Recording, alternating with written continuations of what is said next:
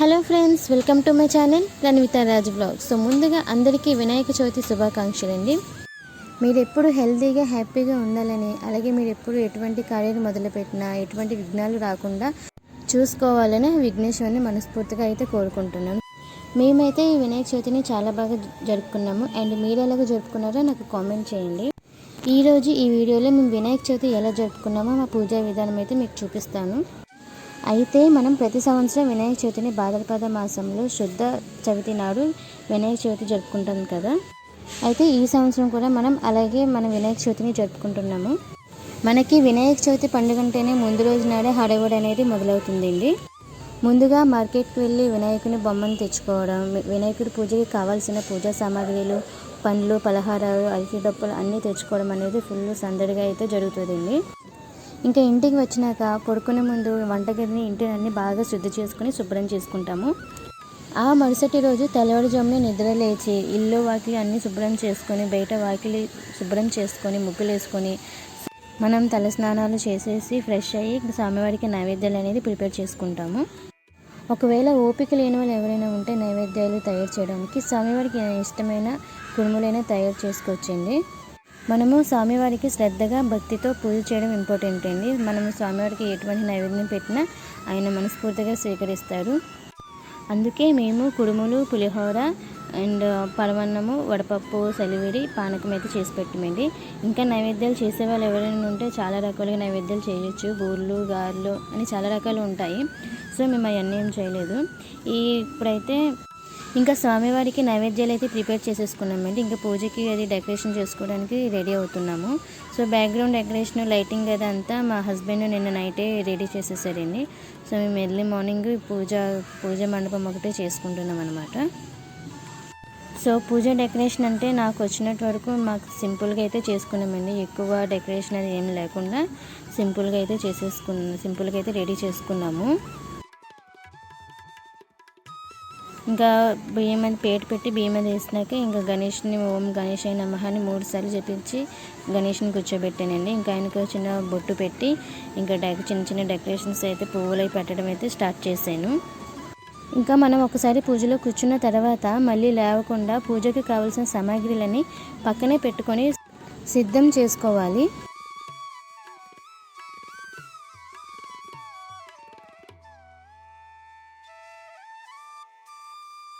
ముందుగా నా వీడియో ఎవరైతే ఫస్ట్ టైం చూస్తున్నారో సో ప్లీజ్ సబ్స్క్రైబ్ చేయండి.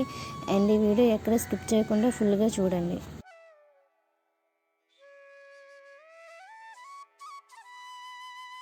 ఇక స్వామివారికి పువ్వులు అలంకరించుకున్న తర్వాత ఆయనకి ఎంతో ఇష్టమైన పత్రాలు అయితే పెట్టాలి కదా. అందులోనూ ఆయనకి ఇంకా ఎంతో ప్రీతమైన గరిక చాలా ముఖ్యమైనది. సో అవి కూడా పెట్టేసుకుని పత్రాలన్నీ పెట్టుకుని రెడీ చేసుకున్నామండి.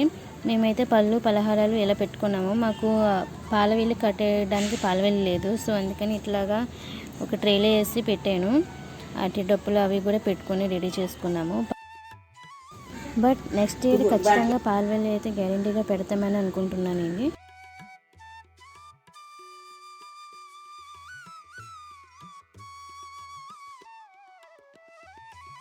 తర్వాత పసుపు విఘ్నేశ్వరుని చేసుకొని గౌరమ్మ బొమ్మను పెట్టుకొని ఇంకా వినాయకుని పూజ అయితే స్టార్ట్ చేసామండి.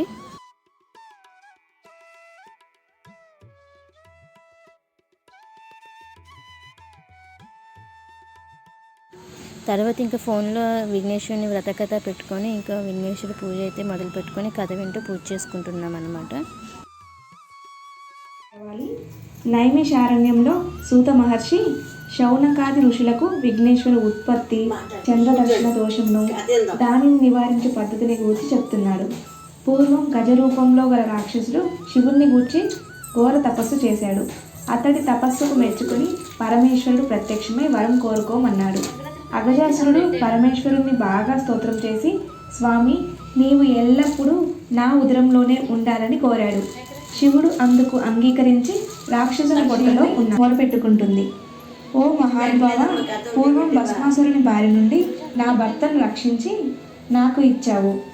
అలాగే ఇప్పుడు కూడా నా భర్తను నాకు ఇచ్చే మార్గం చూపించవలసిందిగా పార్వతి ప్రార్థించగా విష్ణుమూర్తి ఆమెను ఓదార్చి పంపెను. విష్ణుమూర్తి దివ్య దృష్టితో ఈశ్వరుడు గజాసురుడి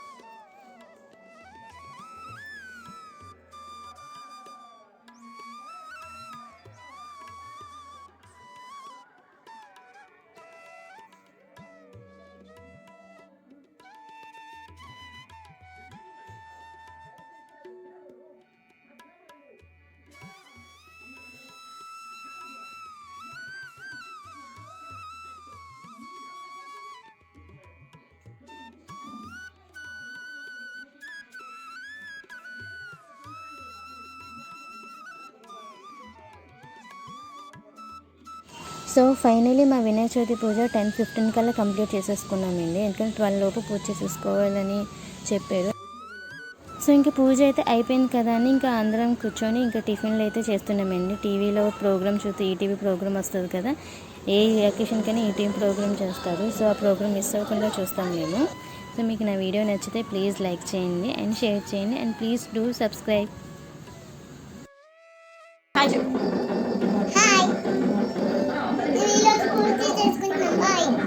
హాయ్ ఫ్రెండ్స్, మనం ఈరోజు చవితి పూజ చేసినాం. ఎలాగుందో సూపర్గా చెప్పండి. లైక్ చేసి సబ్స్క్రైబ్ చేసుకోండి. పూజ అయితే ఎలాగుందో చెప్పండి.